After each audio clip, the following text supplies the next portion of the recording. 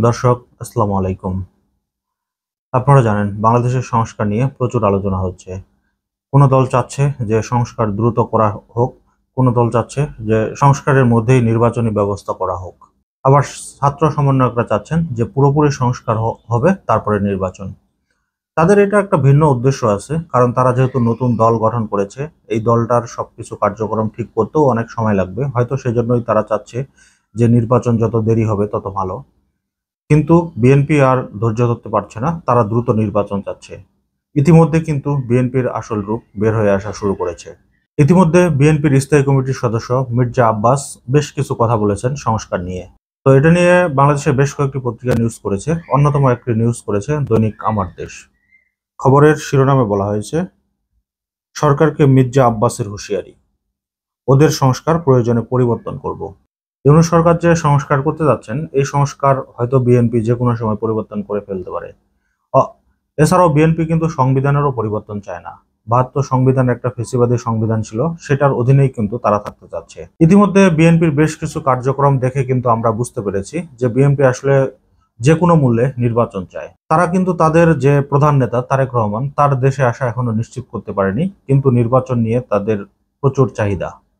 তো মির্জা আব্বাস যেটা বলেছেন, বিশেষ কিছু দলকে সুবিধা দেওয়ার জন্য সংস্কার কাজ চলছে বলে অভিযোগ করেছে বিএনপির স্থায়ী কমিটির সদস্য মির্জা আব্বাস। তিনি বলেন, ওদের হাতের ওদের কলমের কোনো সংস্কার আমরা সহজে মেনে নেব না। সংস্কার যদি করেন, আমরা কারেকশন করব। বিএনপি সেই কারেকশন অন্যান্য রাজনৈতিক দলের সঙ্গে মিলেমিশে ঠিক করে তা জাতির সামনে তুলে ধরবে। ওই সমস্ত তথাকথিত বুদ্ধিজীবী যারা এদেশের নাগরিক পর্যন্ত নয়, তাদের দিয়ে সংস্কার করবেন, এটা আমরা মেনে নেব না। মির্জা আব্বাস আরো বলেন, আমরা চাই নির্বাচনের জন্য যতটুকু সংস্কার দরকার ততটুকু করে নির্বাচন দিন। নির্বাচনের পর যেই ক্ষমতায় আসুক তাকে আমরা সালাম দিয়ে মেনে নেব। কোনো অনির্বাচিত সরকারের ব্যক্তির কোনো কথা আমরা মেনে নেব না। নির্বাচন অনুষ্ঠান নিয়ে রাজনৈতিক অঙ্গনে সংশয় সন্দেহ আছে দাবি করে মির্জা আব্বাস বলেন, নির্বাচন নিয়ে বহু কথা শুনেছি। কেউ বলছে নির্বাচন হবে, কেউ বলছে হবে না। আমরা কোনো কিছুতেই বিশ্বাস করতে চাই না। আমরা বিশ্বাস রাখতে চাই ডক্টর ইউনূস যে কথা বলেছেন তার কথা রাখবেন। আশা করি ডিসেম্বরের মধ্যে একটা নির্বাচন পাবো। আমরা দেখছি ডক্টর ইউনূসকে একদল লোক বোকা পেয়েছে, যা খুশি বলে যাচ্ছে, করে যাচ্ছে। ওই লোকগুলো যারা সংবিধান নতুন করে লিখতে চায়। সংস্কার একটি দীর্ঘ প্রক্রিয়া উল্লেখ করে অন্তর্বর্তী সরকারের উপদেষ্টা বিএনপির এই নেতা, আপনারা নির্বাচনী সংস্কার করুন, বাকি সংস্কার নির্বাচিত সরকার করবে। বিনা ভোটে দেশের মানুষকে পরিচালনার চেষ্টা করা হচ্ছে বলেও অভিযোগ করেছে মির্জা আব্বাস।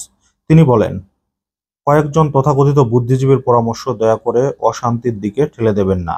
তাই শান্তি চাই। এদেশের মানুষ বহু জেল জুলুম সহ্য করেছে, আমরাও বহু জেল খেটেছি, আর খাটতে চাই না।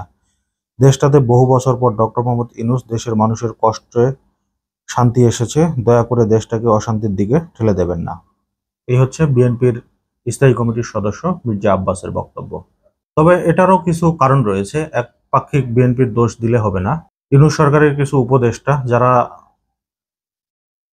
মনে করে যে তারা সারা জীবন ক্ষমতায় থাকবেন, সারা জীবন ধরে তারা সংস্কার করবেন, কিন্তু এটা তো আর হবে না। ইতিমধ্যে আহ, এই উপদেষ্টাদের মধ্যেও কিছু উপদেষ্টা আছে, তারা কিন্তু টাকা পয়সা বেশ ভালোই কামিয়েছে বলে আমরা খবর পেয়েছি, এবং তাদেরকে নিয়েও কিন্তু প্রতিনিয়ত সমালোচনা হচ্ছে। তো আমি মনে করি ডক্টর ইউনূস এইসব ঝামেলার মধ্যে না গিয়ে যত দ্রুত সম্ভব হয়, এবং উনি যে কথা দিয়েছেন সেই সময়ের মধ্যে নির্বাচন দিয়ে ফেলাই উচিত ওনার। তো দর্শক, আজকের মতো এই পর্যন্তই। আল্লাহ হাফেজ।